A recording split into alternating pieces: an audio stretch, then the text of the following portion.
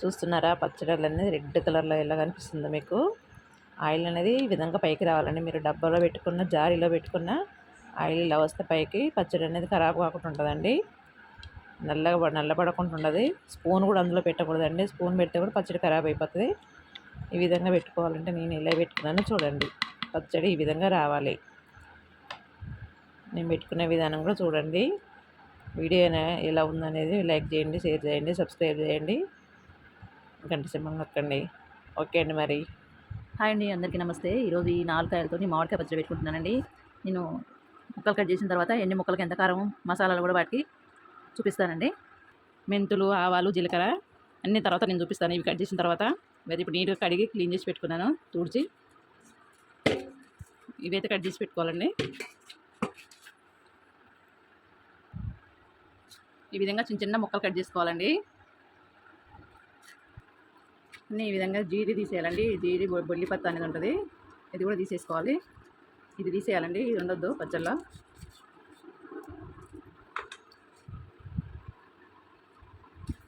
దీనికి లేదు, ఊడిపోయింది.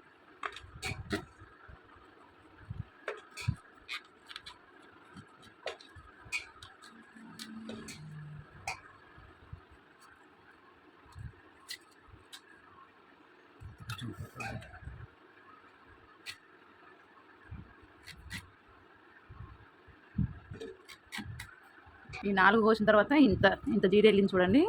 ఈ బొల్లి ఇప్పుడైతే ఇన్ని ముక్కలు వచ్చినాయి. ఇప్పుడు ఈ ముక్కలకి కారం ఎంత, ధనియాల పొడి, జీలకర్ర పొడి, ఆవ పొడి, ఇవన్నీ ఇప్పుడు నేను తయారు చేసుకుంటాను. ఇప్పుడు ఈ 4 కాయలకు సరిపడా నేనైతే ఇవి తీసుకుంటున్నానండి. మెంతులు, జీలకర్ర, ఆవాలు. ఇప్పుడు ఈ 4 కాయలకు ఎంత పడుతుందో నేను అంతవరకు అయితే తీసుకుంటాను. 1 స్పూన్ జీలకర్ర తీసుకున్నాను.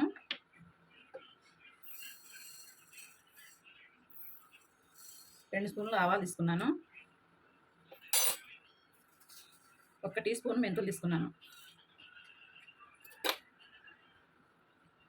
ఇప్పుడు ఇవి బాగా వేయించుకోవాలి మాడకుండా. ఈ 4 కాయలకి ఇంతవరకు అయితే సరిపోతుందండి. మరి ఎక్కువ వేసిన మళ్ళీ చేదు వస్తుంది, బాగోదు.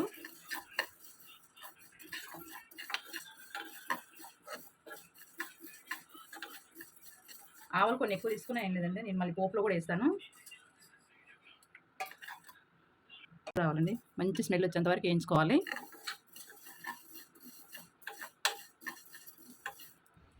ఈ ఎల్లిపాయలు వచ్చేసి 1/2 కేజీ అండి. నేనైతే 1/2 కేజీ పైన తీసుకున్నా. 1/2 కేజీ ఎల్లిపాయలు. ఇది కొన్ని నేను పేస్ట్ చేసుకుంటాను, కొన్ని పోపులో వేస్తాను. చూడండి, చిటపట అంటున్నాయి. ఇలా చిటపట అనేప్పుడు మనం స్టవ్ ఆఫ్ చేసుకోవాలి. ఈ చల్లగా అయ్యేంత వరకు మనం ఇలానే ఉంచాలి.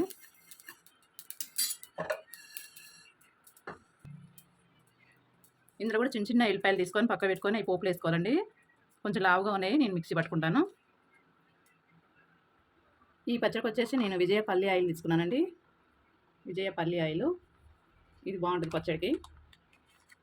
1 ప్యాకెట్ తీసుకున్నానండి. ఇప్పుడు ఇవి చల్లగా అయినాయండి, నేను మిక్సీ పట్టుకుంటాను. మెత్తగా మిక్సీ పెట్టానండి నేను. ఇది 1 గ్లాస్లో పోస్తారు.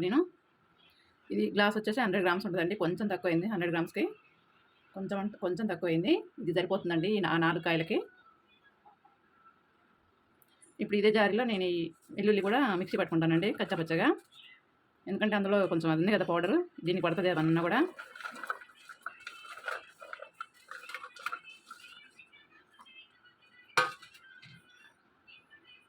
ఇప్పుడు ఇవి మిక్సీ పట్టుకొని వస్తానండి కచ్చపచ్చగా. ఈ విధంగా పట్టుకుంటే సరిపోతుందండి, మరీ మెత్తగా. ఇప్పుడు మామిడికాయ పచ్చడి తాలింపు కోసం నేనైతే ఇప్పుడు కడాయి పెట్టుకున్నానండి. ఇప్పుడు మనం ఇంతవరకు సరిపోతాయి. మెంతులు ఎక్కువ వేసుకోవద్దండి, ఎక్కువ వేసుకుంటే చేదు అనేది వస్తుంది. ఇక్కడ వచ్చేసి 2 స్పూన్లు వేసుకుంటాను, టీ స్పూన్లు. ఆవాలు వచ్చేసి కొన్ని ఎక్కువనే తీసుకుంటున్నాను. 4 ఎర్రమిరపకాయలు వేసుకుంటున్నాను. ఇప్పుడు సన్న వెల్లుల్లి వేసుకుంటున్నానండి. ఈ వెల్లుల్లి కొన్ని వేసుకోవాలి, లేకపోతే పొంగుతుంది ఆయిల్. ఏదైతే చూసుకొని వేసుకోవాలండి, టపటపని పేరుతాయి కూడా.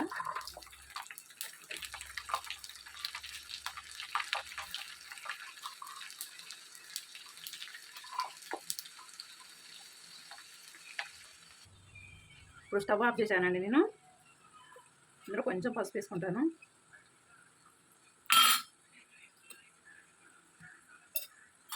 మరొకసారి కలుపుకోవాలి.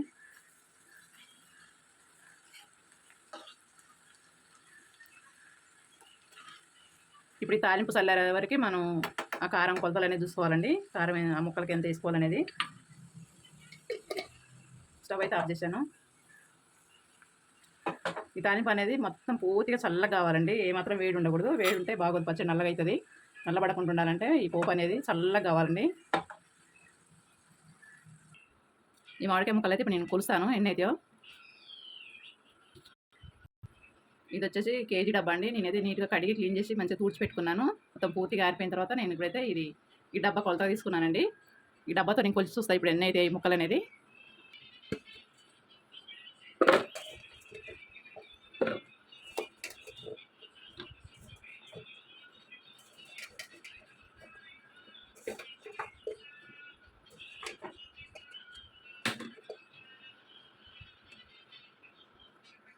ఇవి వచ్చేసి ఒక డబ్బా అయినాయండి. ఇంకొక డబ్బా చూద్దాం ఏంటి.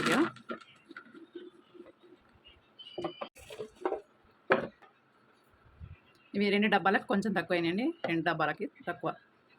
ఇప్పుడు నేను కారం ఎంత తీసుకోనో చూపిస్తానండి. ఇప్పుడు దీనికి ఉప్పు కారం ఎంత పడుతుందో నేనైతే ఇప్పుడు కొలత తీసుకుంటాను. నేను ఎంత తీసుకుంటానో.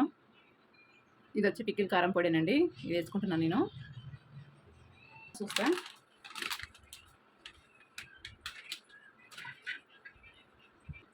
ఇదైతే ఇప్పుడు ఆఫ్ అయిందండి. అంటే అర కేజీకి కొంచెం తక్కువనే ఉందండి కారం. అర కేజీ తక్కువ ఉందంటే నేను ఇప్పుడు కొంచెం తీస్తున్నాను. 100 గ్రామ్స్ వరకు తీసుకుంటున్నానండి కారం. ఇంతవరకు సరిపోతుంది కారం. దీంట్లో నేను ఇప్పుడు సాల్ట్ వేసుకుంటాను. నేనైతే పింక్ సాల్ట్ వేసుకుంటున్నానండి. ఇది 1 కేజీ ఉంటుంది. ఇందులో సగం నేను ఇప్పుడు ఈ సాల్ట్ అనేది సగం వేస్తాను. ఇప్పుడు ఈ సాల్ట్ నేను ఇప్పుడు ఈ కారం కూడా కొలుస్తున్నాను.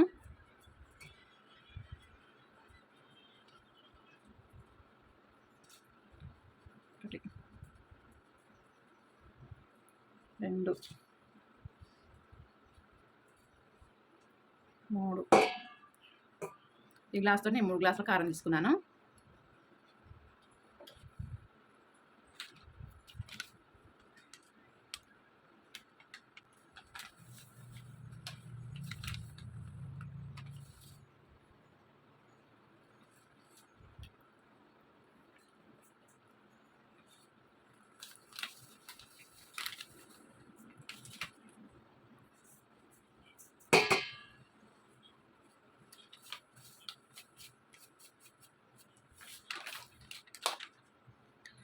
మూడు కారం 2.5 వచ్చేసి నేను సాల్ట్ తీసుకున్నానండి. మళ్ళీ రేపు కలుపుకున్న తర్వాత నాకు సరిపోయిందా లేదా చూసుకొని మళ్ళీ నేను కలుపుకుంటాను. ఇప్పుడైతే 2.5 వేసానండి సాల్ట్ అనేది. కారం ఏమో 300 గ్రాములు అంటే 100 గ్రాముల గ్లాస్ తోటి నేను 3 గ్లాసులు తీసుకున్నాను.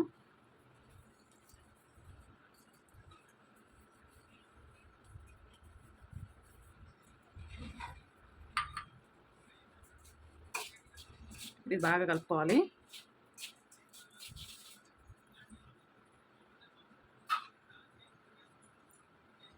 ఇప్పుడు ఈ మెంతి పౌడర్, ఇవి జీలకర్ర, ఆవాలు, ఈ పొడి కూడా నేను ఇందులో వేసుకుంటున్నాను. ఇప్పుడు ఈ వెల్లుల్లి పేస్ట్ కూడా నేను ఇందులో వేస్తున్నాను.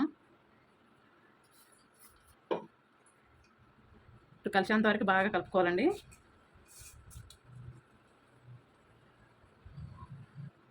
ఇప్పుడు పసుపు కూడా వేస్తున్నాను నేను ఇలా. ఇదంతా కలిసేంత వరకు బాగా కలుపుకోవాలండి.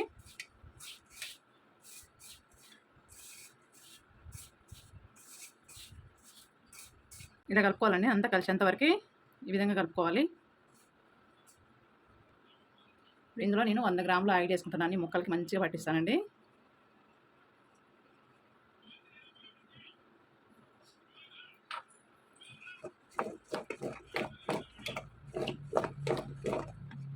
ఇట్లా ఆయిల్ వేసుకుంటే మనము ఇది ముక్క అనేది మెత్తబడకుండా నల్లబడకుండా ఉంటుందండి. మంచిగా ముక్క కరకరలాడుకుంటూ ఉంటుంది పచ్చడి అయిపోయేంత వరకు కూడా. ఈ విధంగా ఆయిల్లో కొంచెంసేపు ఉంచుకోవాలండి మనం ముక్కలు అనేది. ఇప్పుడు ఈ చిన్న బేషన్ అనేది నాకు సరిపోతుందండి. ఈ పెద్ద బేషన్ వేసుకున్నానండి. ఈ చిన్న బేషన్ అనేది తిరుగుకుండా కలుపుకోవడానికి రాదు. ఇప్పుడు ముక్కలకి ఆయిల్ పట్టించాను కదండి. ఇప్పుడు ఈ కారం కూడా నేను ఇందులోనే వేసుకుంటున్నాను. ఇప్పుడు చేయితోటే కలుపుకోవాలండి.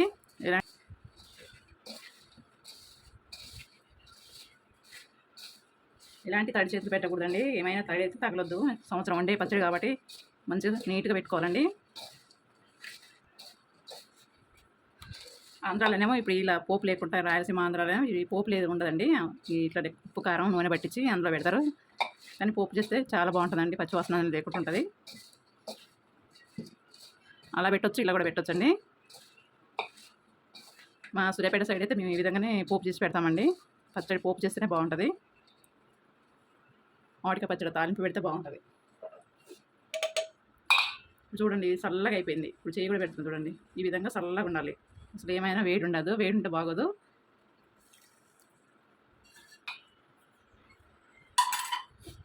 ఇది బాగా కలపాలి మంచిగా.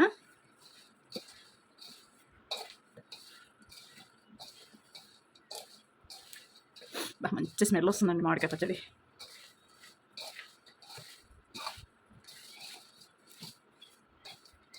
ఇలా చేయితోటే కలుపుకోవాలండి. గంట పెడితే మంచిగా కలవదండి. గంటతోటి ఈ విధంగా చేయి పెట్టి మంచిగా కలిపితే కలుస్తుంది ముక్కలకి.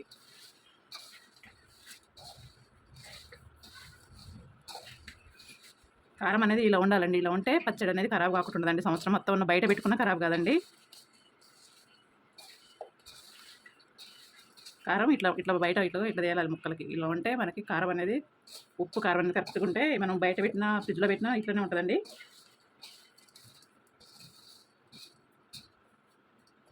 మంచిగా కలిసిపోయిందండి. ఇప్పుడైతే మంచిగా కలిపినాను నేను. ఇది రేపు ఒక్కరోజు ఆగి మళ్ళీ ఎల్లుండి మనం మళ్ళీ మంచిగా కలుపుకోవాలండి. కలిపి ఆయిల్ వేసుకొని లోపు మనం వేసిన ఆయిల్ కూడా మంచిగా ఊరుతుంది, ముక్కలు పడుతుందండి. మూడో రోజు మాత్రం దీన్ని మళ్ళీ ఆయిల్ వేసుకొని మనం కలిపి మంచిగా ఒక జారీలోకి పెట్టుకోవాలి.